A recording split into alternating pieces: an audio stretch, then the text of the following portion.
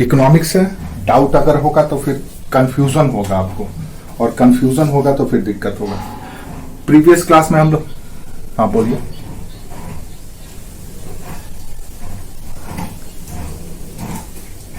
क्या बोल रही हैं?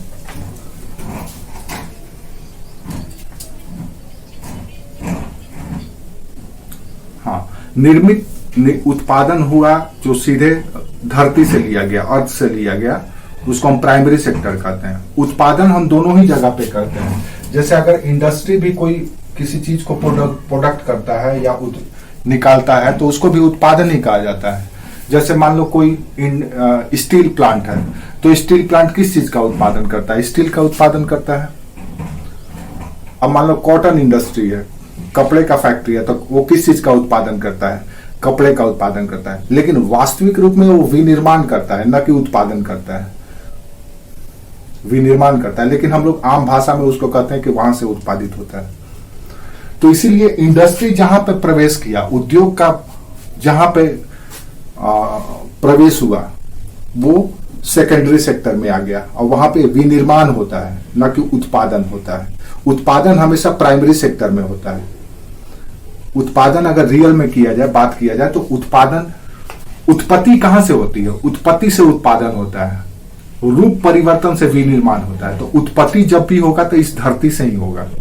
आप किसी भी एलिमेंट की बात करें, आप जो भी चीज इस्तेमाल कर रहे हैं, आप टीवी इस्तेमाल कर रहे हैं, कंप्यूटर इस्तेमाल कर रहे हैं, रॉकेट इस्तेमाल कर रहे हैं, टूथपेस्ट इस्तेमाल कर रहे हैं, या कोई मेडिसिन इस्तेमाल कर रहे हैं, कुछ भी चीज अगर आप इस्तेमाल कर रहे हैं तो उसका उत्पादन बेसिकली धरती के गर्भ से ही होता है। उसको न तो हम हवा से लाते हैं, न तो कहीं और से ला पाते हैं, दूसरे प्लेनेट से लाते हैं, धरती से ही लाते हैं, अर्थ से ही लाते हैं। तो वहां से उत्पादन होता है। तो जो भी रॉ मटेरियल या कच्चा माल के रूप में इस धरती से निकाला जाता है, और इससे संबंधित जो भी एक्टिविटी होता है, गतिविधि होता है, निकालने के लिए, छानने के लिए, साफ करने के लिए, ये सब के सब काम प्राइमरी सेक्टर में आ जाएगा। यानी कि रॉ मटेरियल का निकालना धरती से प्राइमरी सेक्टर है, वो रियल में उत्पादन वही है। अब उसके बाद मान लो ये धरती से निकला, अर्थ से निकला, हमने इसका उत्पादन किया, कोई भी चीज, मान लो आयरन ओर ही निकाले हम, लोहे का लौह अयस्क निकाले। अब आयरन ओर निकाले तो ये क्या है? ये उत्पादन है एक तरह से, क्योंकि हम यहां से निकाले। अब जैसे ही इसको हम किसी इंडस्ट्री में लेकर के चले आते हैं, मान लो कोई इंडस्ट्री है, ABCD जो भी है, मान लो आपके बगल में बोकारो स्टील प्लांट है।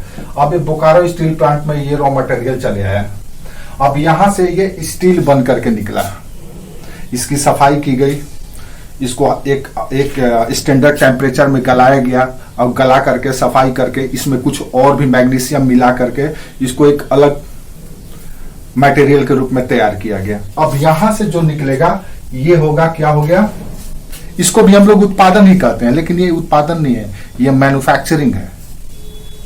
लेकिन हम लोग आम बोलचाल की भाषा में कहते हैं कि बोकारो स्टील प्लांट से स्टील उत्पादन होता है, कहते हैं ना, लेकिन ये मैन्युफैक्चरिंग हुआ।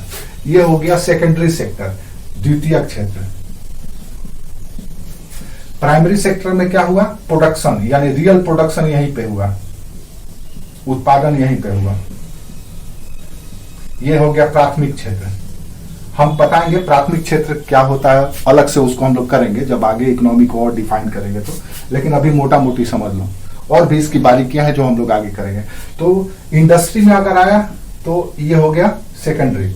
अब इस इंडस्ट्री से जब कंज्यूमर के पास गया, उपभोक्ता के पास गया, मान लो उपभोक्ता है, ABCD या मार्केट है, इस तरह से जब उपभोक्ता के पास ये सामान आ गया तो ये कंज्यूमर के पास फाइनल गुड्स के रूप में पहुंचाने के लिए जो जो सर्विसेज लगता है, ट्रांसपोर्ट यानी परिवहन, पैसा चाहिए तो पैसा यानी बैंक, सुरक्षा चाहिए यानी बीमा, होटल, ये सारा का सारा चीज। अब आप कल्पना करो कि इस वस्तु को यहां तक पहुंचाने में जो जो सुविधाएं या सेवाएं हम लेते हैं उसको हम सर्विस सेक्टर कहते हैं। तो ये हो गया टर्शियरी सेक्टर यानी तृतीय क्षेत्र।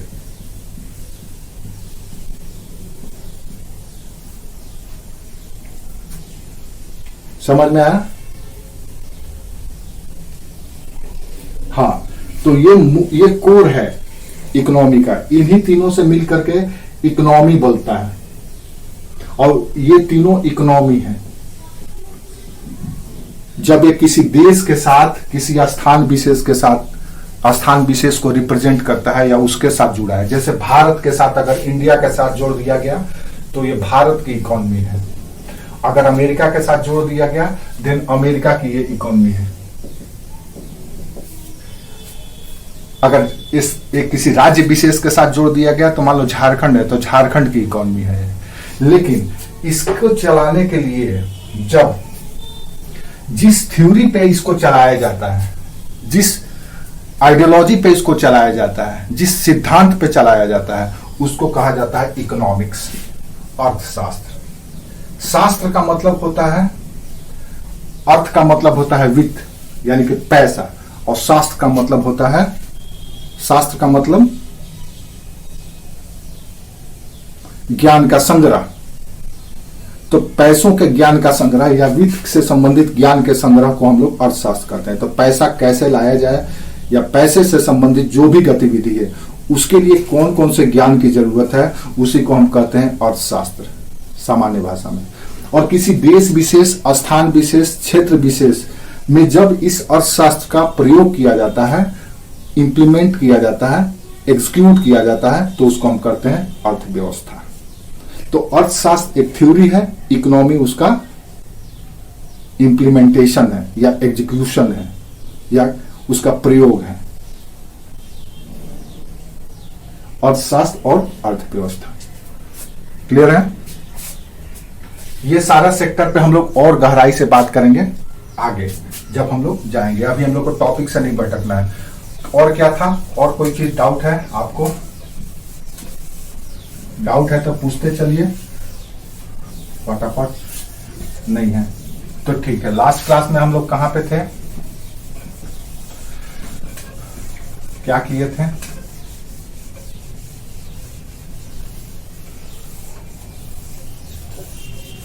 कहां पे आपको हम छोड़े थे, क्या करा के?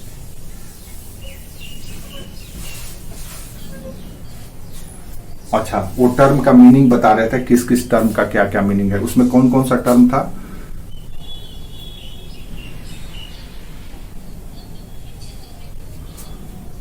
ठीक है, वो उससे आगे निकलिए। लास्ट में आप क्या लिखे थे?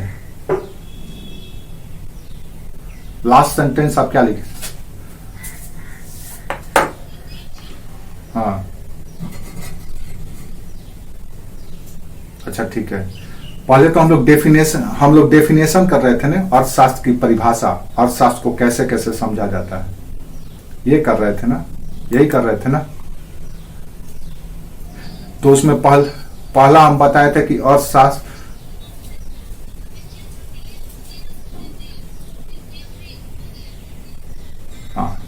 उसको अभी आप साइड में रखो, और primary sector, secondary sector, tertiary sector को अभी साइड में रखो। हम लोग डेफिनेशन पे बात कर रहे हैं कि अर्थशास्त्र की परिभाषा क्या है।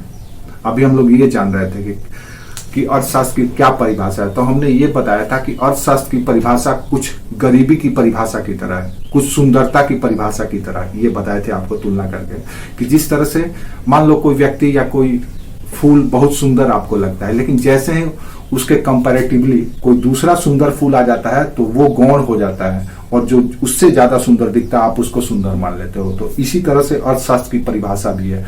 जब अर्थशास्त्र की प्रारंभिक परिभाषा की गई, शुरू में किया गया, तो अर्थशास्त्र को किस रूप में परिभाषित किया गया था? क्या पूरा डेफिनेशन बताइए, क्या था उसका डेफिनेशन? पूरा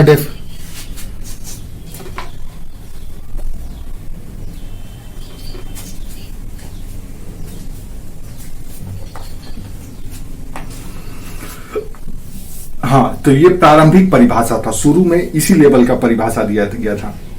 लेकिन बाद में आया क्लासिकल थ्योरी, यानी कि क्लासिकी थ्योरी क्या है, क्लासिकल परिभाषा क्या है अर्थशास्त्र का। तो क्लासिकल परिभाषा या क्लासिकल थ्योरी का जनक एडम स्मिथ को माना जाता है। लिखते भी चलिएगा, क्लासिकल थ्योरी अर्थशास्त्र के परिभाषा देने वाले क्लासिकल थ्योरी के जनक एडम स्मिथ को माना जाता है। इनका एक पुस्तक है wealth of nation, wealth of nation. आप इंग्लिश में भी यही आएगा, हिंदी में भी यही टर्म आएगा, क्योंकि ये पुस्तक का नाम ही है वेल्थ ऑफ नेशन। तो आप इसका नाम याद रखिएगा, पूछा जा सकता है कि ये पुस्तक किसकी है। तो ये पुस्तक एडम स्मिथ की है। इसी में इन्होंने क्या बोल रहे हैं, very good, the father of economics Adam Smith. तो इन्होंने ही क्लासिकल थ्योरी दिया था पहली बार कि अर्थशास्त्र क्या है। तो क्लासिकल थ्योरी या जो सबसे पहला रिकॉग्नाइज थ्योरी आया अर्थशास्त्र की, वो एडम स्मिथ के द्वारा दिया गया। ये स्कॉटलैंड के थे, स्कॉटलैंड, याद रखिए। ये सब भी याद रखना है, आपसे क्वेश्चन पूछा जाएगा। टीचर का एग्जाम है भाई आपका, तो ये सब क्वेश्चन पूछा जाएगा। कहाँ के थे, कौन से पुस्तक का नाम था, इनका परिभाषा क्या था अर्थशास्त्र का। इस क्लासिकल परिभाषा देने वाले में दो और महत्वपूर्ण नाम है। एक है अल्फ्रेड मार्शल, एडम स्मिथ के बाद दूसरा है अल्फ्रेड मार्शल। ये भी क्लासिकल इकोनॉमिस्ट थे, नाम भी लिखते चलिएगा।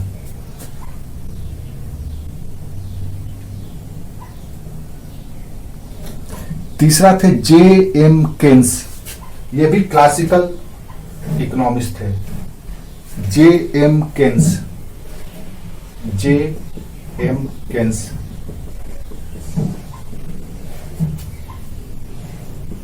जे एम केन्स, ये तीसरे क्लासिकल अर्थशास्त्री थे। चौथा हुए लॉयनेल रॉबिन्सन, लॉयनेल रॉबिन्सन।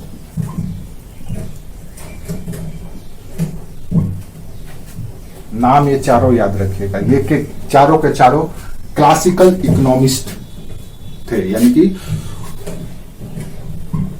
अर्थशास्त्र की शुरुआती परिभाषा या अर्थशास्त्र के विषय में मंथन करने वाले, अर्थशास्त्र के बारे में बताने वाले रिकॉग्नाइज विद्वान शुरू के सबसे पहले के यही चार लोग। सबसे पहले एडम स्मिथ, फिर मार्शल, फिर केन्स और फिर लॉयनेल रॉबिन्सन। ये चार लोग थे।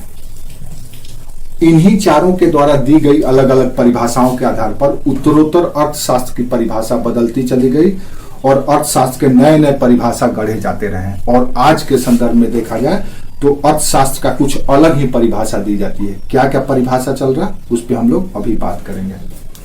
ये चारों नाम याद रखिएगा।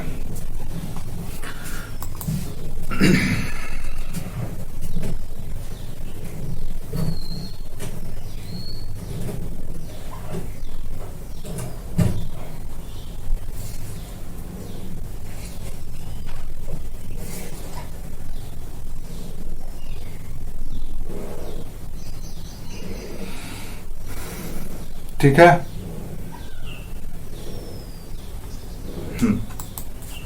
अब तो और क्लासिकल थ्योरी के अनुसार इन्होंने जो एडम स्मिथ ने दिया वो ये दिया कि अर्थशास्त्र बेसिकली धन का विज्ञान है, वेल्थ ऑफ साइंस। अर्थशास्त्र क्या है, धन का विज्ञान है, धन का विज्ञान है। Wealth of science of wealth, economics is a science of wealth. ये क्लासिकल थ्योरी का पहला थ्योरी है। अब साइंस ऑफ वेल्थ यानी कि धन को कैसे प्राप्त किया जाए, धन को कैसे खर्च किया जाए, इसी का विज्ञान है अर्थशास्त्र। ये क्लासिकल थ्योरी है।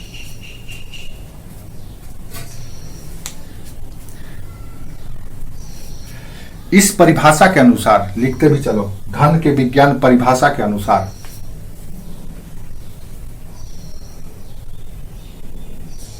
अर्थशास्त्र धन से संबंधित घटनाओं,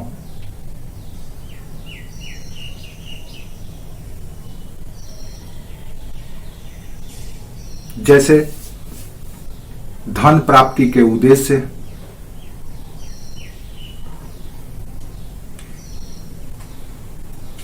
और इस परिभाषा के अनुसार धन से संबंधित घटना या धन से संबंधित घटनाओं, जैसे धन प्राप्ति के उद्देश्य,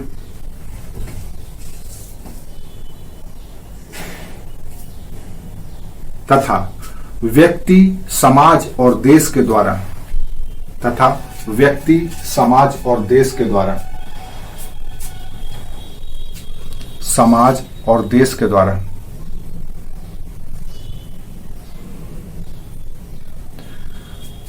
धन का सृजन करना शामिल है। मतलब धन कैसे बनाया जाए, धन को कैसे प्राप्त किया जाए, और दूसरा धन क्यों प्राप्त किया जाए, किस उद्देश्य के लिए प्राप्त किया जाए।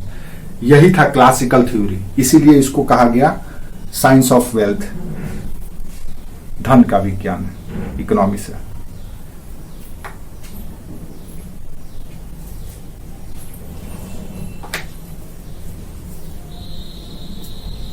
ठीक है।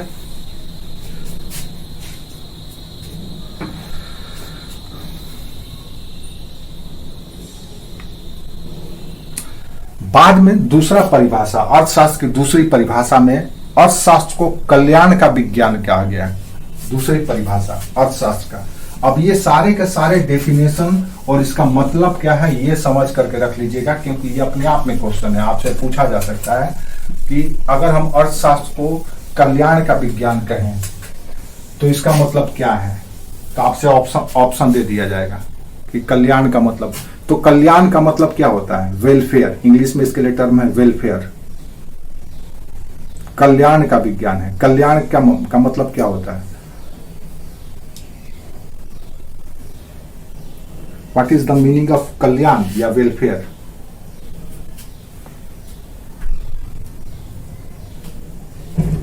दूसरा परिभाषा, सेकंड डेफिनेशन, अर्थशास्त्र कल्याण का विज्ञान है।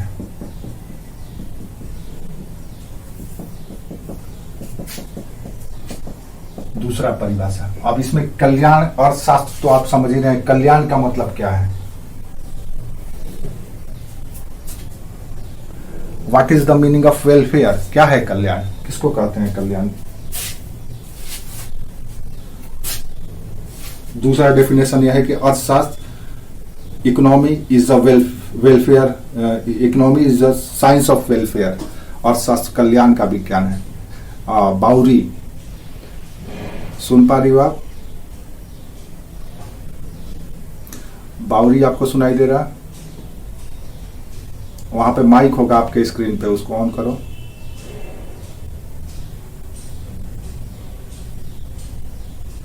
सुनाई दे रहा आपको, माइक ऑफ कर लिया आप, ऑन करो उसको। हाँ अब, हाँ अब सुनाई दिया, हाँ ठीक। तो हम लोग आप थोड़ा सा लेट हो गए हैं, लेकिन कोई बात नहीं, उसको हम लोग बाद में आगे कर लेंगे। तो सेकंड डेफिनेशन यह है कि economics is the science of welfare, कल्याण का। तो कल्याण का मतलब क्या होता है, आप इसको समझ लोगे तो आपको समझ में आ जाएगा कि ये परिभाषा डेफिनेशन क्या है। तो कल्याण का मतलब क्या होता है, कोई बताएगा आप लोगों में से।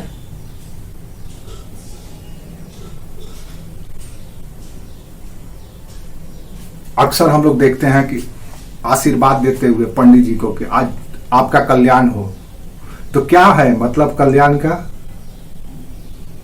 कुछ तो मतलब होगा ना। आप लोग भी अगर किसी बच्चा अगर कोई आपका चरण स्पर्श करता होगा, प्रणाम करता होगा, तो आप आशीर्वाद देते होंगे उसको कि तुम्हारा कल्याण हो,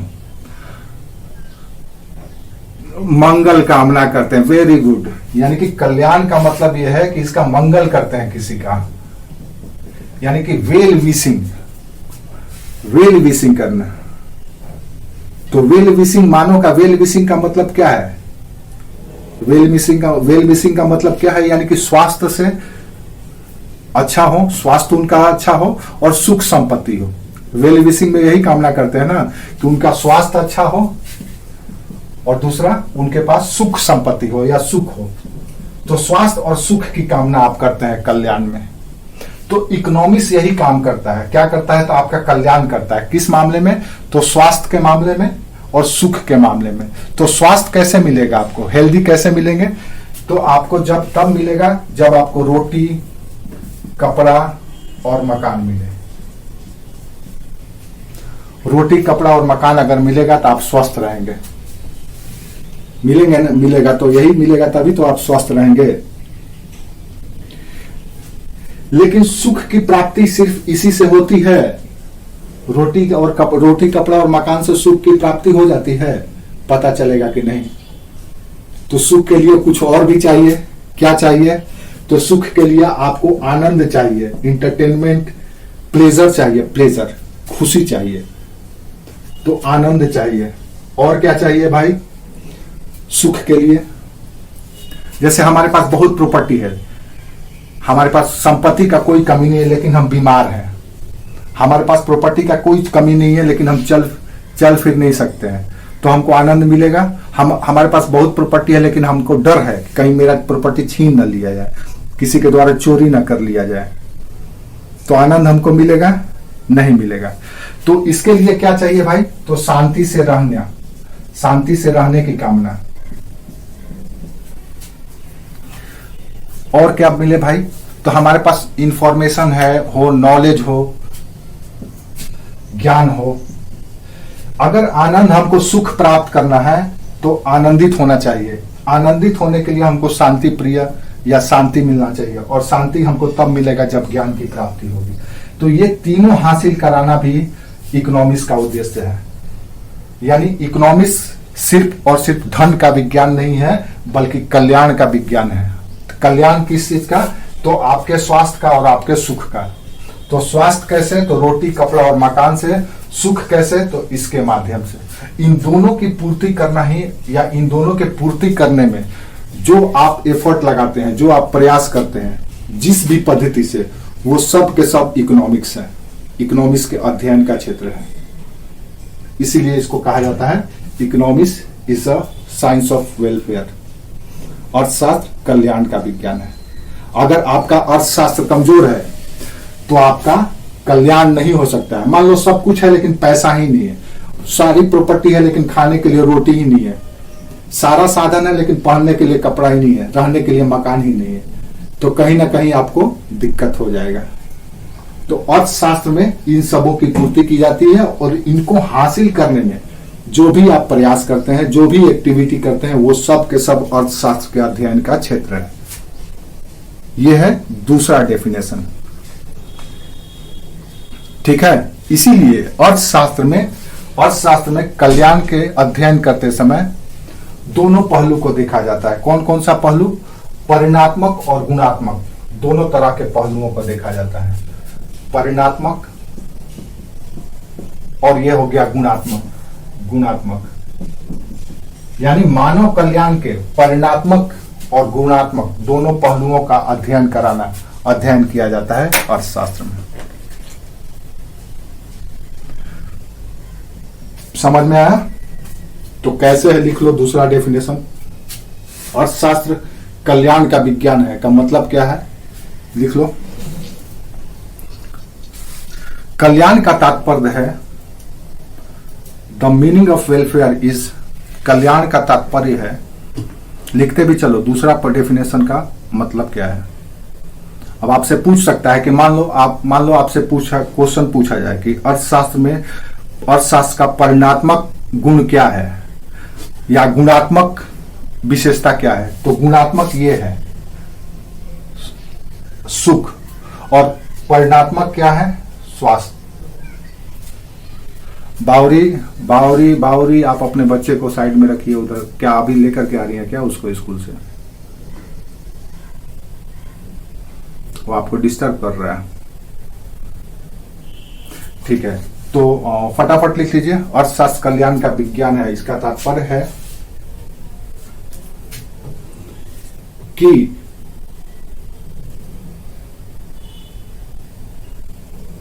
व्यक्ति के स्वास्थ्य सुख की प्राप्ति में, व्यक्ति के स्वास्थ्य और सुख की प्राप्ति में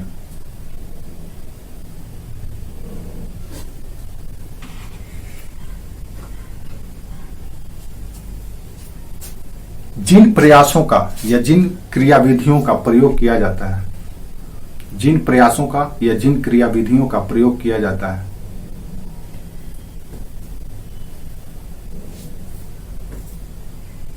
उसका अध्ययन ही अर्थशास्त्र है। सुप्रिया, आप लिख रही हो? उसका अध्ययन ही अर्थशास्त्र है। अर्थशास्त्र की इस परिभाषा में कल्याण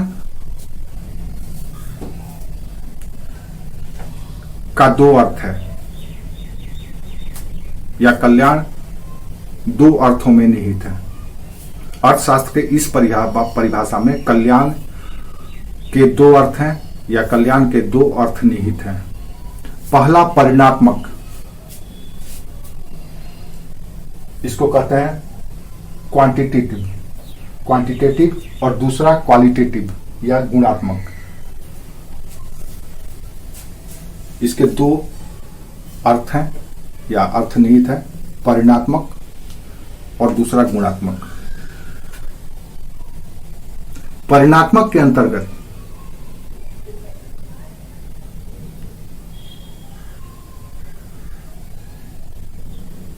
वस्तु और सेवाओं का उपभोग प्रति व्यक्ति आय।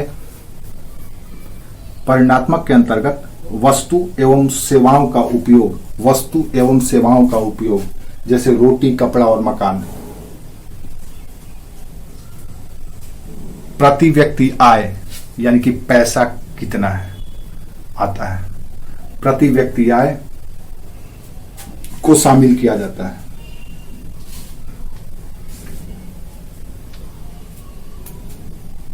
तो वहीं दूसरी ओर गुणात्मक के अंतर्गत, वहीं दूसरी ओर गुणात्मक के अंतर्गत गुणवत्तापूर्ण जीवन की कामना की जाती है। गुणात्मक के अंतर्गत गुणवत्तापूर्ण जीवन की कामना ही या जीवन की कामना की जाती है। जैसे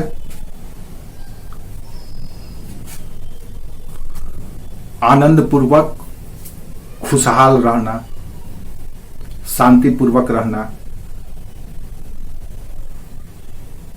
ज्ञान अर्जित करना और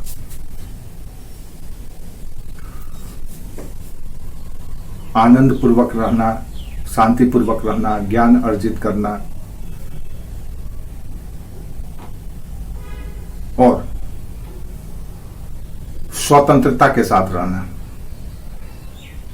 ये परिणात्मक गुणात्मक है। तो ये गुणात्मक और परिणात्मक, इन दोनों को हासिल करने के लिए जो भी क्रियाविधि करते हैं, जिस मेथड से भी करते हैं, वो सब के सब अर्थशास्त्र के अध्ययन का क्षेत्र है, यानी अर्थशास्त्र में शामिल है। अब हमको रोटी, कपड़ा, मकान पाने के लिए क्या करना होगा? तो श्रम करना होगा, मेहनत करना होगा, उत्पादन का काम करना होगा, खरीद बिक्री करना होगा, उसको खरीद बिक्री करने के लिए पैसा कमाना होगा, पैसा कमाने के लिए हमको श्रम करना पड़ेगा। यानी कि ये सारे के सारे एक्टिविटीज, चाहे ये हासिल करना हो, चाहे ये हासिल करना हो, इसके लिए हम जो कुछ भी करते हैं वो सब के सब अर्थशास्त्र के अध्ययन का क्षेत्र है। समझ में आया? कहां चली गई वो?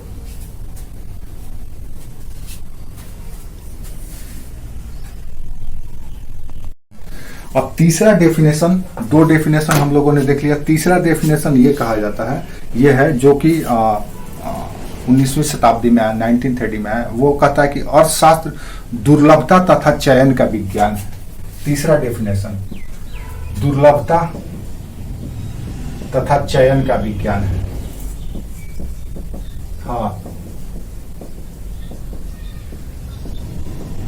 क्या?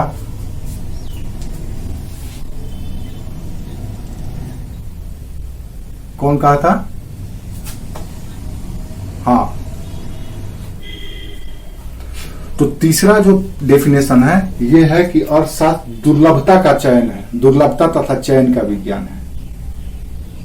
ये तीसरा डेफिनेशन है। यह अलग अलग डेफिनेशन आपको मिलता चला जाएगा। तो इसका मतलब क्या है? अब यहां पे सवाल ये उठता है कि ये दुर्लभता क्या है, और दुर्लभता और दूसरा चयन यानी कि सिलेक्शन। दुर्लभता का इंग्लिश वर्ड होता है रेयरिटी। दुर्लभ का मतलब होता है रेयर, और दुर्लभता का इंग्लिश टर्म है रेयरिटी। तो रेयर और दूसरा है इसका सिलेक्शन यानी चयन। तो इन दोनों के अध्ययन को हम अर्थशास्त्र कहते हैं।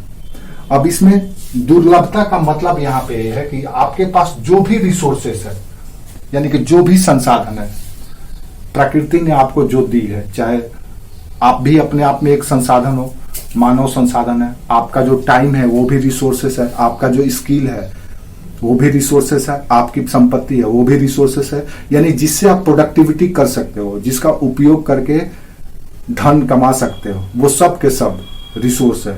या जिससे किसी चीज का उत्पाद मैन्युफैक्चरिंग का काम कर सकते हो, सब रिसोर्स है। भूमि भी रिसोर्स है, फसल भी रिसोर्स है आपका। किसके लिए? फसल किसके लिए रिसोर्स है? तो जो फसल पे आधारित इंडस्ट्री चला रहा है उसके लिए वो रिसोर्स है। तो आपके पास जितने भी रिसोर्सेस हैं वो सब के सब लिमिट है, इन्फिनिट नहीं है, अनंत नहीं है। ऐसा नहीं है कि कोई रिसोर्स है तो अनंत है, अनंत कोई भी चीज नहीं है, सबका एक लिमिटेशन है। इसीलिए अर्थशास्त्र में यह कहा गया है कि संसाधन जो है वो लिमिट है। मान लो एक एग्जांपल ले लेते हैं, आपके पास समय का संसाधन है, आपके पास टाइम एक रिसोर्सेस है। टोटल कितना टाइम है? हर दिन 24 घंटे का, 24 आवर्स आपके पास टाइम है। अब इस 24 आवर्स का आपको उपयोग करना है, तो आपको जैसे स्टडी के लिए उपयोग करना है, तो आपको चयन करना पड़ेगा कि कितना घंटा हम अपना स्टडी में लगाएं ताकि हम अपना सिलेक्शन ले सकें। यही करते हो ना? इन्फिनिट टाइम तो है नहीं। आपकी पूरी आयु अगर काउंट कर लिया जाए, एवरेज एज रेशियो निकाल लिया जाए, तो आजकल 65 है।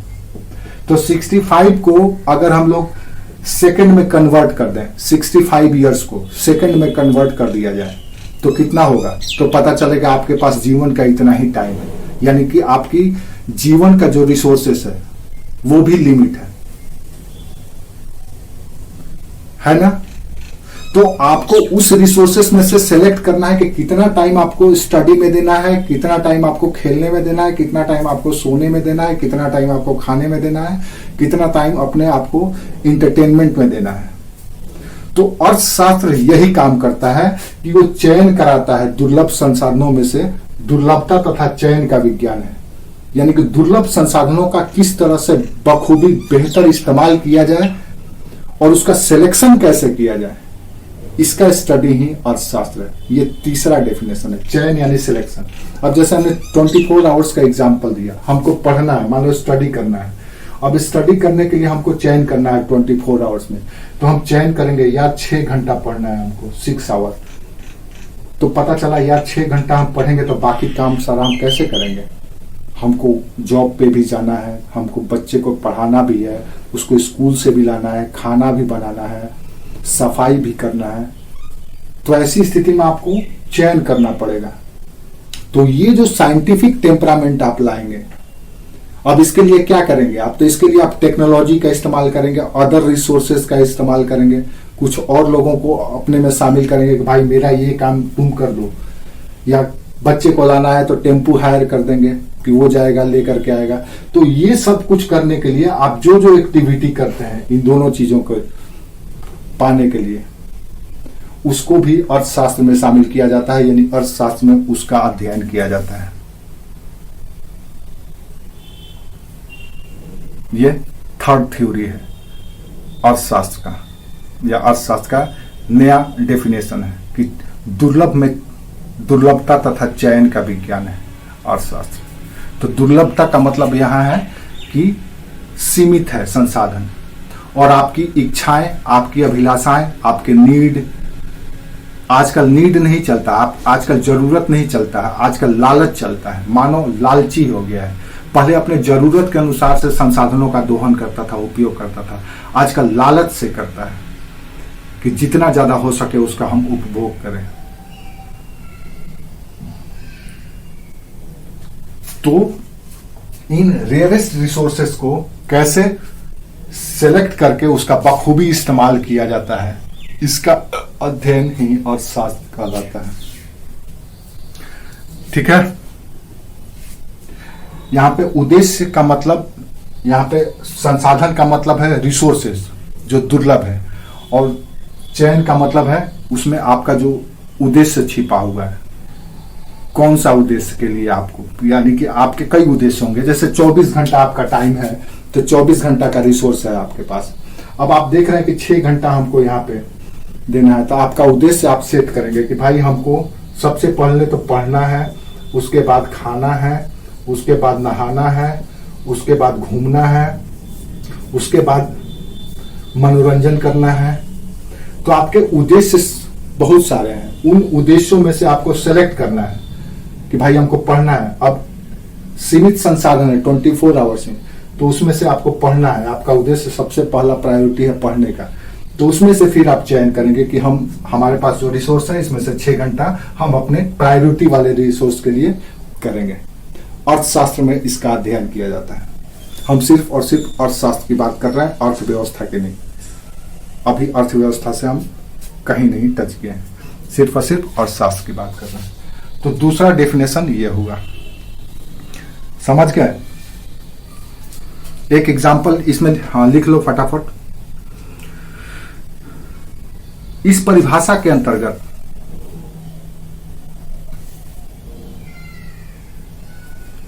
अर्थशास्त्र में मानवीय व्यवहार के उद्देश्य, इस परिभाषा के अंतर्गत अर्थशास्त्र में मानवीय व्यवहार के उद्देश्य, यानी मानव क्या करता है उसका जो उद्देश्य होगा उसी के अनुसार वो काम करेगा। जैसे हम जो आज खड़े होकर आपसे बात कर रहे हैं, बोल रहे हैं, आप बैठ करके सुन रहे हो, तो इसका मतलब है ये हमारा व्यवहार है। उद्देश्य क्या है? पढ़ाना और पढ़ना। आपका उद्देश्य पढ़ना, मेरा उद्देश्य पढ़ाना।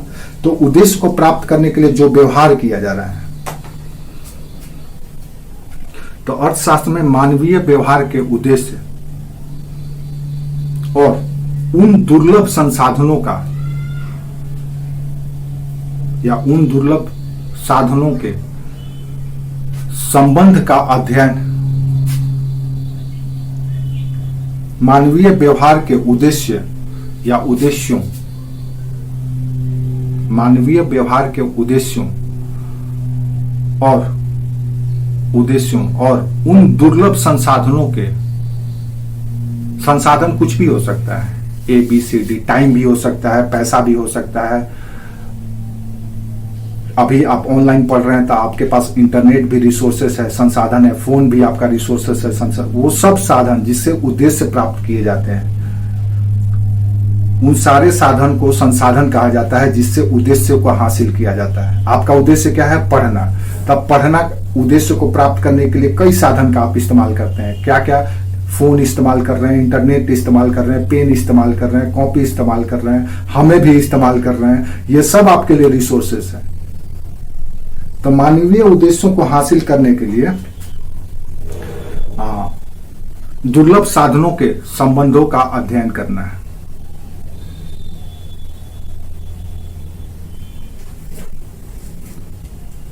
साधनों के संबंधों का अध्ययन करता है या करना है, अर्थशास्त्र है। करना ही अर्थशास्त्र है। यहां उद्देश्य से तात्पर्य आवश्यकता से है। यहां उद्देश्य से तात्पर्य आवश्यकता से है।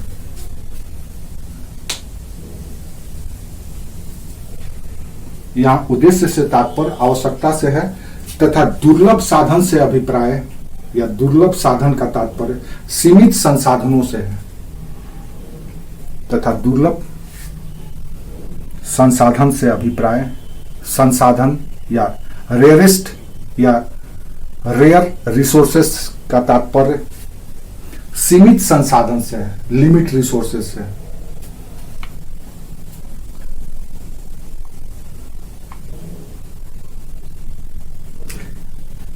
उदाहरण स्वरूप, उदाहरण लिख लो, उदाहरण स्वरूप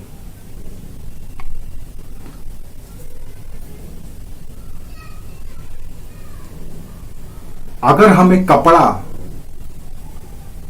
कपड़ा और चावल की आवश्यकता है, अगर हमें कपड़ा और चावल की आवश्यकता है,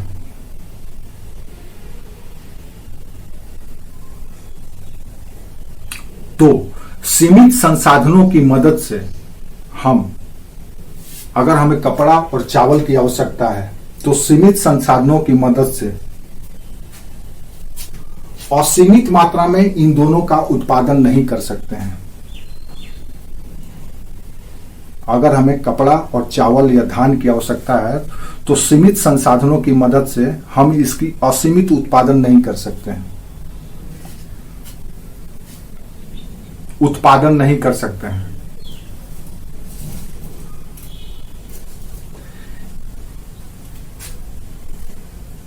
इनके उत्पादन के लिए हमें अपने संसाधनों को विभाजित करना पड़ेगा। जैसे कि हमने यहां किया, हमारे पास रिसोर्स था 24 घंटा और हमारे पास उद्देश्य ये सारे थे इस 24 घंटा में। तो ऐसी स्थिति में हमको क्या करना पड़ेगा, हमें अपने सीमित संसाधनों को विभाजित करना पड़ेगा, यानी बांटना पड़ेगा।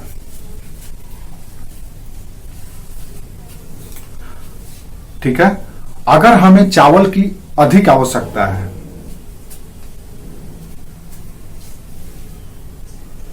अगर हमें चावल की अधिक आवश्यकता है तो चावल की अधिक आवश्यकता की पूर्ति के लिए हमें अधिक संसाधनों को लगाना पड़ेगा, यानी अधिक समय उस पर देना पड़ेगा, अधिक पैसा उस पर खर्चा करना पड़ेगा, अधिक खाद बीज लगाना पड़ेगा, तब मिलेगा हमको अधिक मात्रा में चावल। अगर हमें चावल की अधिक आवश्यकता है तो इसके लिए हमें अधिक संसाधनों का निवेश करना पड़ेगा।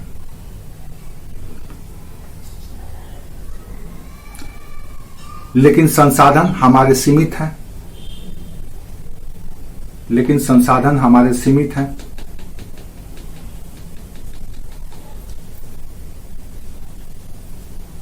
ऐसी स्थिति में हमें कपड़े के उत्पादन में लगाए जाने वाले संसाधन को कम करके, ऐसी स्थिति में हमें कपड़े के उत्पादन में लगाए जाने वाले संसाधन को कम करके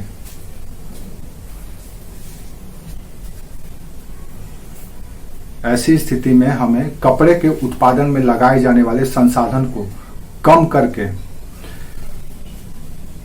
ही अधिक चावल का उत्पादन कर सकते हैं।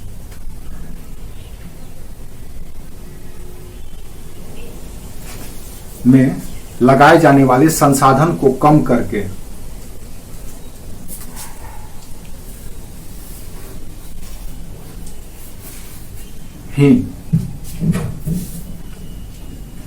ही उसे चावल के उत्पादन में लगा करके अधिक उत्पादन प्राप्त किया जा सकता है।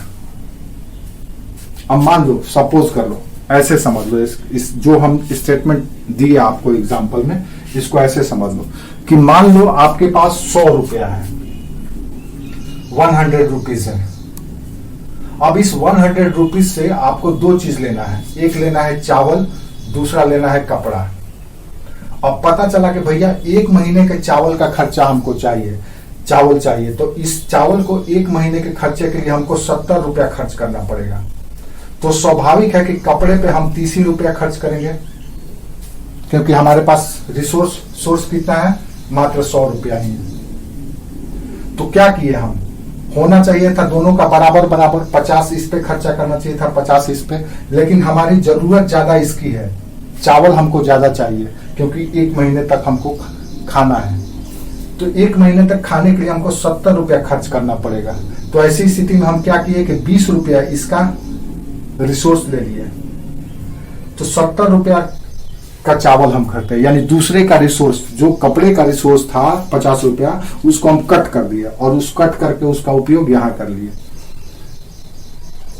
तो ये क्या हुआ, संसाधन हमारा सीमित है, यानी दुर्लभ है। इसमें हमको क्या करना है, चयन करना है कि किसको हमको ज्यादा इन्वेस्ट करना है।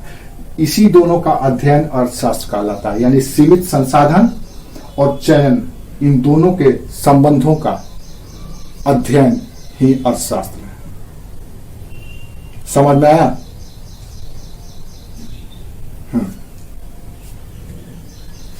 क्या हुआ? नहीं दिख रहा आपको? इतना जल्दी कैसे आपका डाटा खत्म हो जाता है?